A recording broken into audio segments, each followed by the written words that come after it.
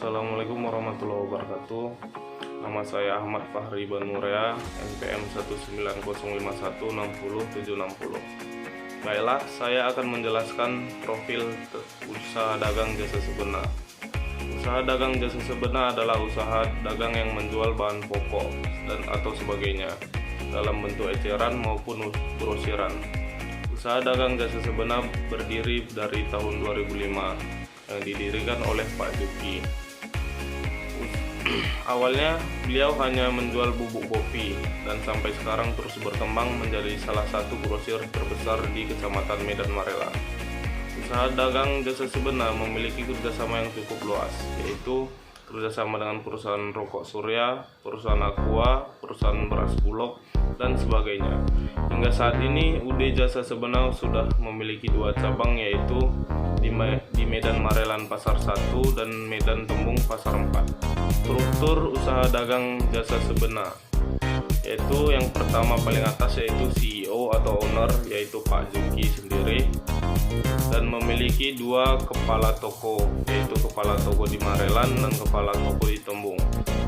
Kepala toko di Marelan mencakup 2 toko dan memiliki 2 bendahara atau kasir, sedangkan di Tembung hanya memiliki 1 bendahara dan kasir.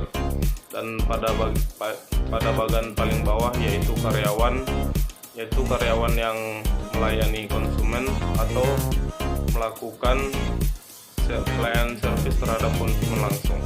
Proses pengadaan tenaga kerja atau rekrutmen karyawan pada UD Jasa Sebenar. UD Jasa Sebenar melakukan pengadaan sumber daya manusia sebagaimana dikatakan Mardianto.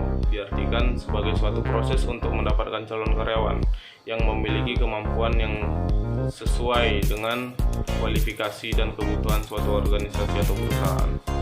UD Jasa Sebenar melakukan rekrutmen terhadap orang yang mampu menjadi kasir dan orang yang terpercaya untuk menjadi kepala tokonya sendiri. Sebelum UD Jasa Sebenar melakukan rekrutmen, mereka juga mengkualifikasi kebutuhan apa yang dibutuhkan perusahaan agar dapat berjalan dengan baik dan tidak merugikan anggaran untuk mempekerjakan karyawan yang berlebihan. UD Jasa Sebenar tidak melakukan model apapun dalam rekrutmen, tapi UD Jasa Sebenar mempekerjakan orang yang di sekitarnya yang dapat dipercaya dan memiliki kemampuan untuk bekerja. Analisis jabatan pada UD Jasa Sebenar. Dalam proses analisis jabatan UD Jasa Sebenar hanya melakukan tinjauan langsung untuk melihat kinerja karyawannya. Jika dilihat seseorang tidak mampu menjalankan tugasnya dengan baik, UD Jasa Sebenar akan menggantikan dengan anggotanya yang lain yang mampu menjalankan tugas yang diberikan oleh perusahaan. Assalamualaikum warahmatullahi wabarakatuh. Perkenalkan, nama saya Emaldi, NPM 19005 Baiklah, saya akan melanjuti penjelasan dari teman saya, yaitu proses rekrutmen usaha dagang jasa sebenar. Usaha dagang jasa sebenar tidak melakukan proses rekrutmen yang cukup signifikan, melainkan hanya melakukan interview terhadap kepala toko dan kasir toko. Latar belakang pendidikan juga cukup hanya dengan ijazah SMA. Proses rekrutmen usaha dagang jasa sebenar ada 3. Yang pertama, panggilan interview. Yang kedua, wawancara dengan pemilik toko. Dan yang ketiga, training kerja. Orientasi dan penetapan usaha dagang jasa sebenar. Setelah dinyatakan diterima bekerja, dalam orientasi tersebut karyawan langsung dites bekerja, dan masa orientasi pegawainya selama 1 minggu.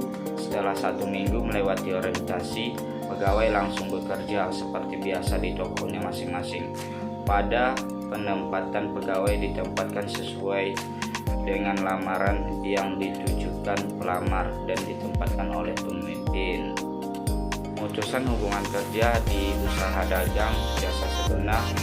Dalam bekerja pasti ada waktunya berhenti bekerja atau pensiun. Sama halnya bekerja di usaha dagang jasa sebenar, ada yang diberhentikan bekerja ataupun mengundurkan diri. Pegawai usaha dagang jasa sebenar juga ada yang di PHK karena berbagai hal seperti apa yang dikatakan pemilik usaha dagang jasa sebenar. Pada saat mewawancarai, beliau mengatakan pegawainya ada yang diberhentikan PHK karena melanggaran perjanjian atau tidak jujur saat bekerja. Beliau menyatakan bahwa orang tersebut tidak diberikan pesangon pada saat diberhentikan, dan ada juga yang diberhentikan bekerja karena bermasalah pendapatan pada saat pandemi COVID-19 kemarin. Beliau memberhentikan karyawannya, tapi beliau memberikan pesangon setengah gaji per bulannya karena permasalahan ekonomi pada saat itu.